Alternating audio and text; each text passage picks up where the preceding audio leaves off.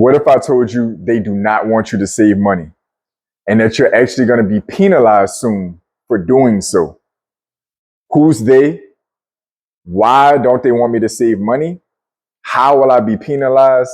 And is there any way that I can continue to save money and actually still come out on top financially in the process of doing so? The intent of this video is to answer each of those questions for you and then some. We need to get into the weeds of the economic shift that we're going into so you can be prepared. This video is going to be released prior to the next Federal Reserve meeting that should be around October 28th and October 29th. This video should be dropping just a few days or so prior to that. And the goal is to get you ahead of the curve or slightly ahead of the curve of the economic shift we're going into.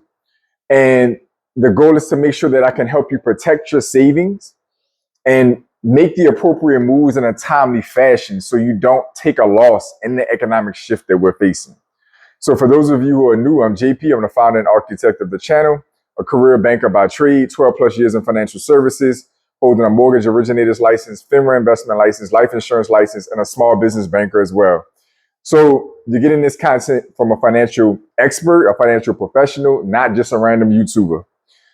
What's going on right now is the Federal Reserve, along with the conjunction of the federal government, they're in a position right now where they're making a serious economic shift. They no longer want you saving money. And honestly, I'm not going to say that the goal was to have you save money in the first place, but they're explicitly changing policies in a way where you saving money is going to actually end up costing you versus being an earning capacity for you or a form of earning for you. So just for those who are not familiar, just in case, the Federal Reserve is the central bank of the United States. They are basically the power that controls the monetary policy in this country. And their two major mandates, or the two major things that they're designed to do of many, is going to be price stability and maximum employment. So what that basically means is they do their best to try to keep inflation, the rising cost of goods and services, to a healthy range. And they turn around and also try to keep the bulk of America's workforce gainfully employed through monetary policy. There's a series of other things they do. I'm not going to get into weeds on that, but just in case those of you who are new catching the video, that's who the Federal Reserve generally is, okay? Now, they are in a position right now where they've been keeping the rate, they've been increasing interest rates, and their interest rates, the Fed's funds rate, has a strong connection and influence on other interest rates in the economy. For the sake of this video, that includes the rate that banks charge you when you borrow money and what they pay you when you save money. Hopefully that's making sense so far. Comment down below. So what's going on right now is they've been putting rates up to a 20+ year high the last 3 years or so at the time of this recording. About early to mid 2022, now on the back end of going into the full quarter of 2025, the rates have been increasingly higher than they've been in over 20 years. The negative of that is it slows down the economy and it also makes borrowing money more expensive. The positive side of that, if you've been a saver, has been you've gotten better rates at banks than you've gotten in over 20 years. So you've been able to sit in CDs, savings accounts, high yield savings accounts, and maybe even bonds and certain durations of bonds, and get a really decent return on your money, money markets, things of that nature. That's changing. The Federal Reserve is making it pretty clear at the moment that they're shifting back to a rate cutting cycle, meaning the opposite.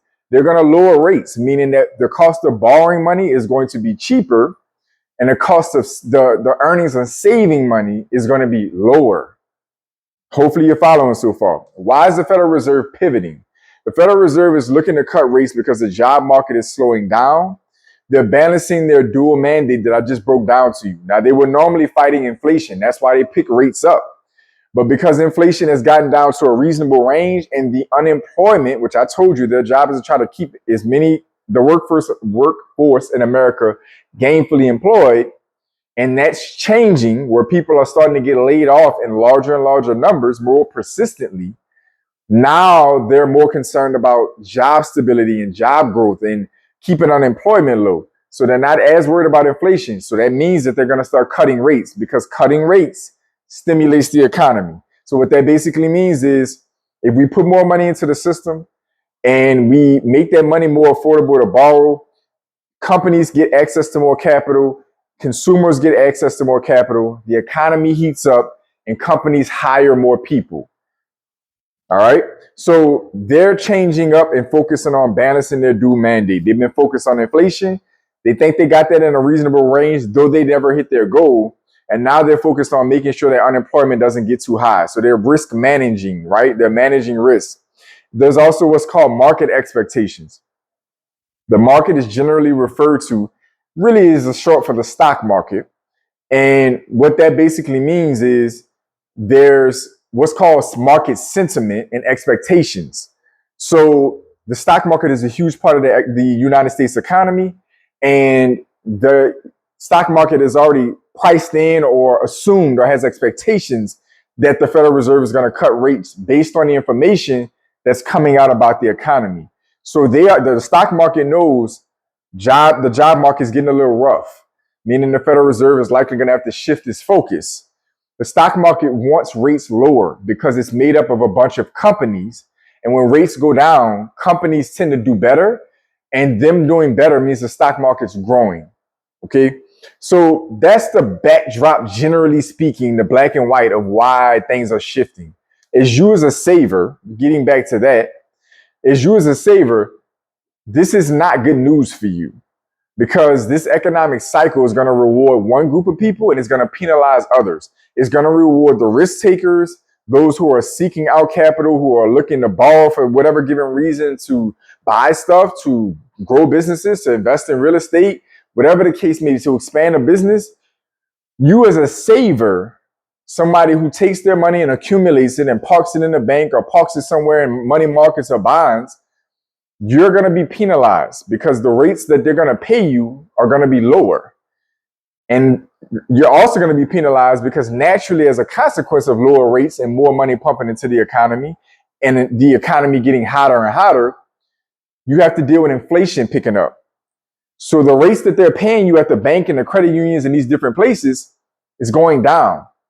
The invisible tax of inflation, meaning the rise in cost of goods and services, or honestly speaking, the devaluing of the currency buying those goods and services. Don't want to complicate this, so I'm not going to get in the weeds on that right now.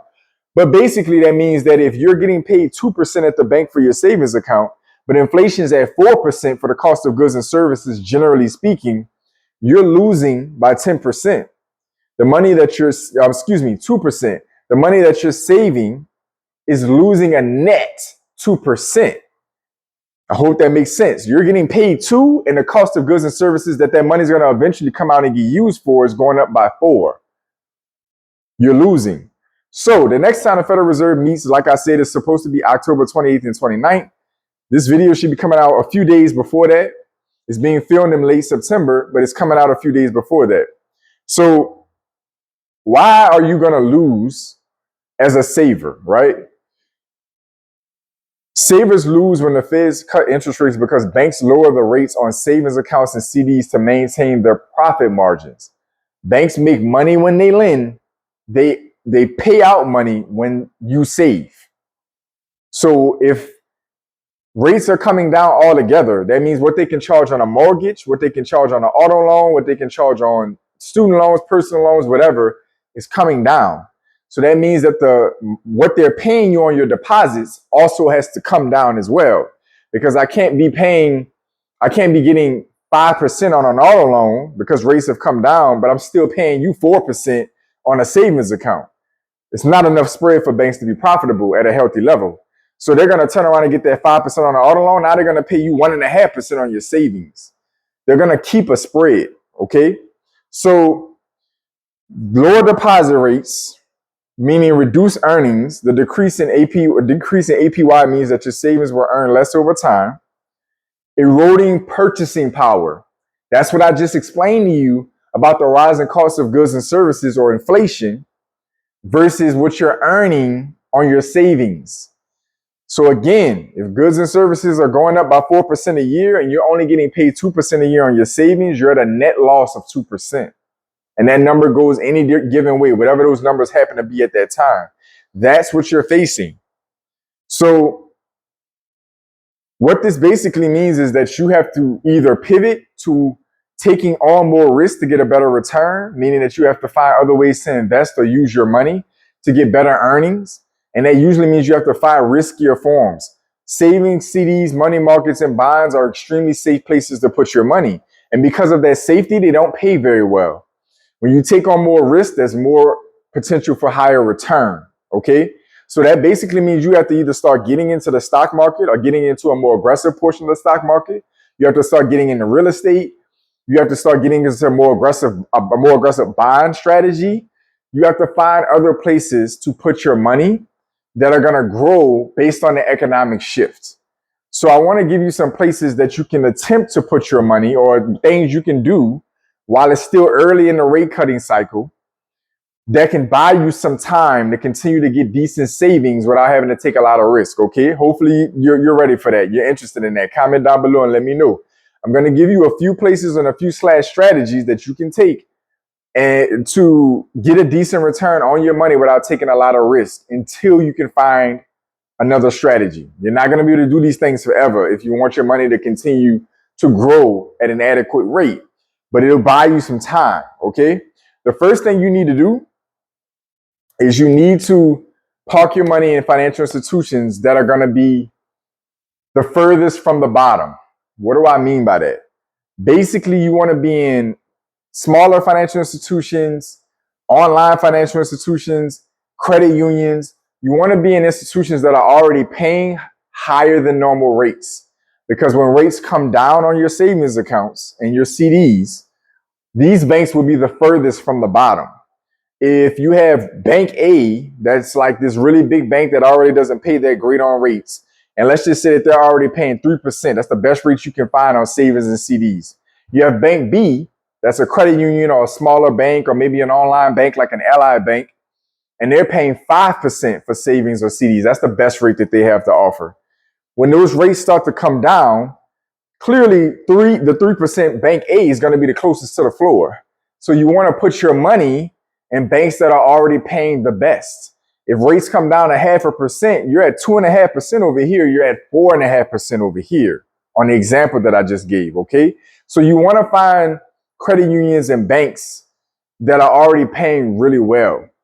So top credit unions, decent local banks and community banks and regional banks, online institutions like Ally, American Express has a great high yield savings account and they offer CDs as well.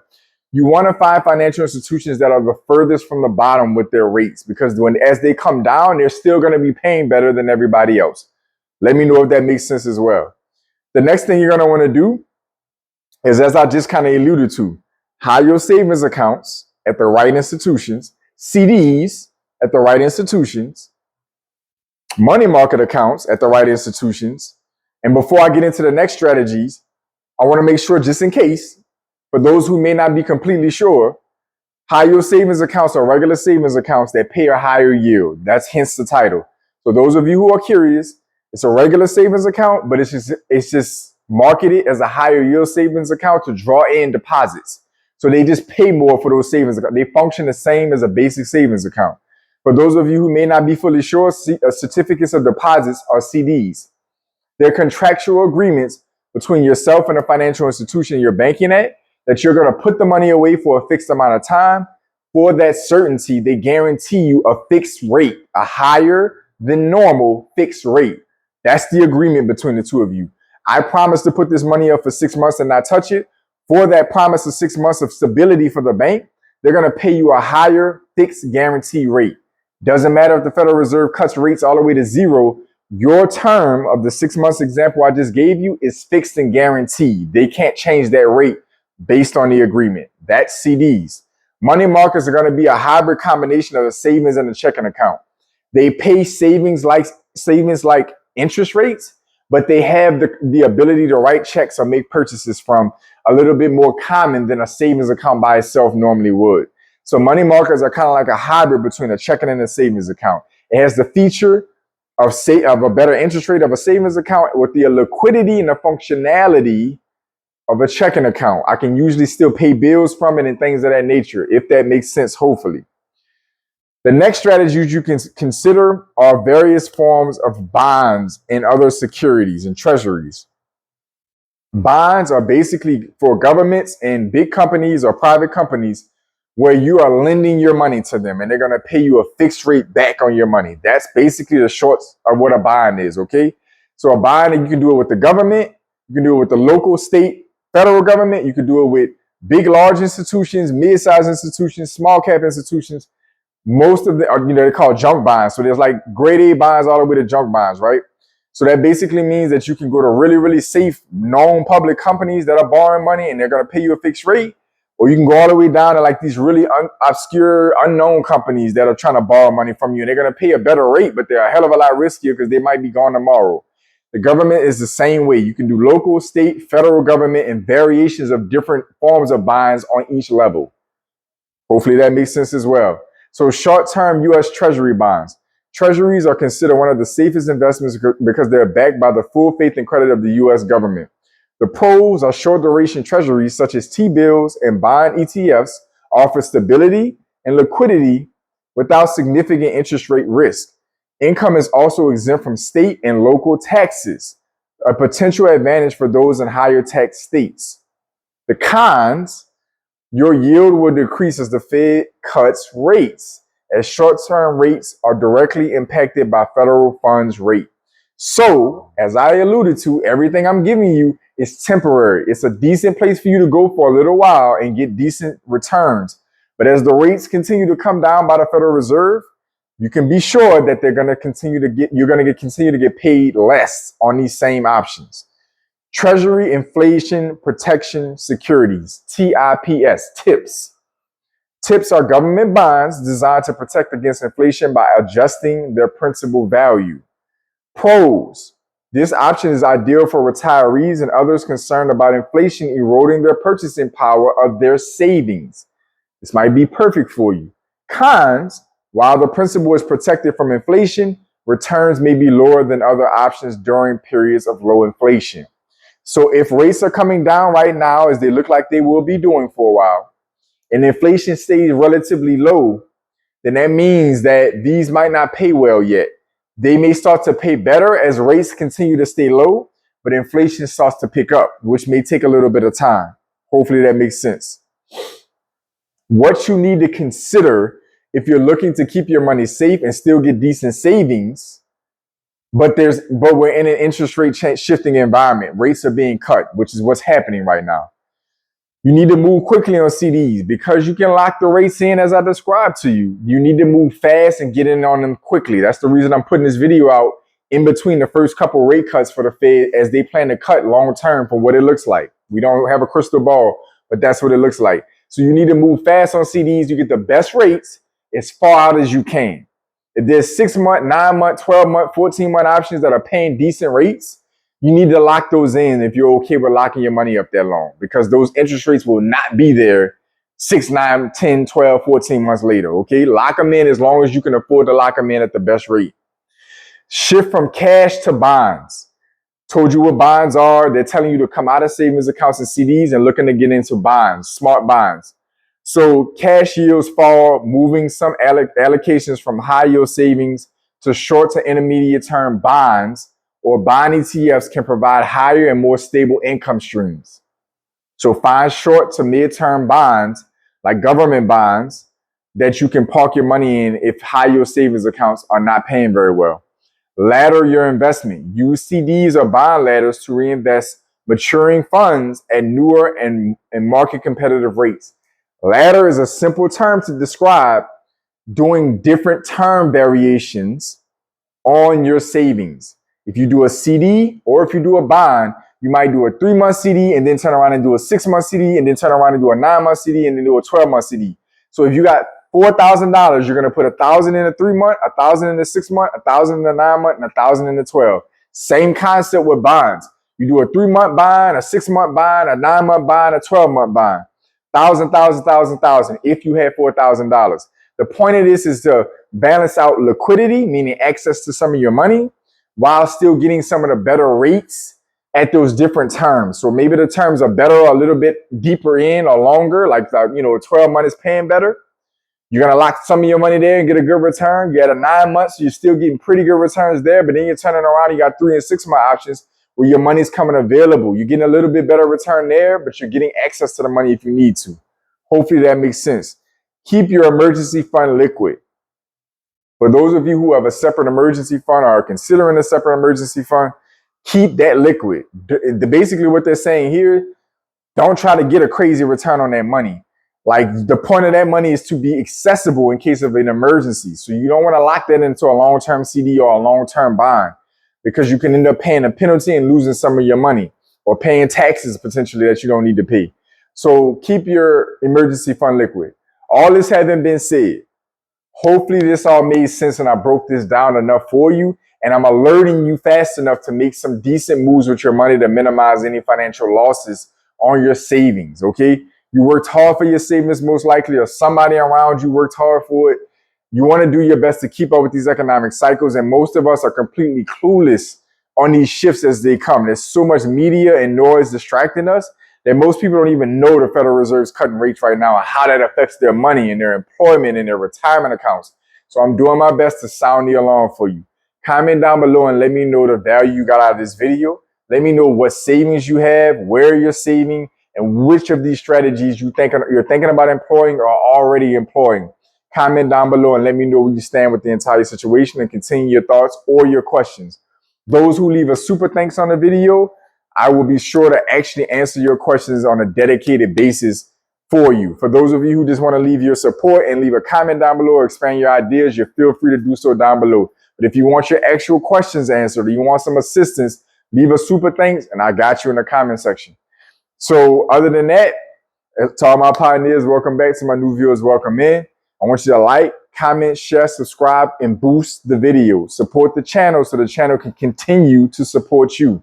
If you want to tie in with me on Instagram, links will be in the description down below. If you want to work with me one-on-one, you can comment down below, or you can get it in the description down below. Eventually, there will be a link down there that will tell you the areas I specialize and the ways that I can assist you on your financial journey. Other than that, I want each and every one of you to stay focused, stay in motion. I'll see y'all soon.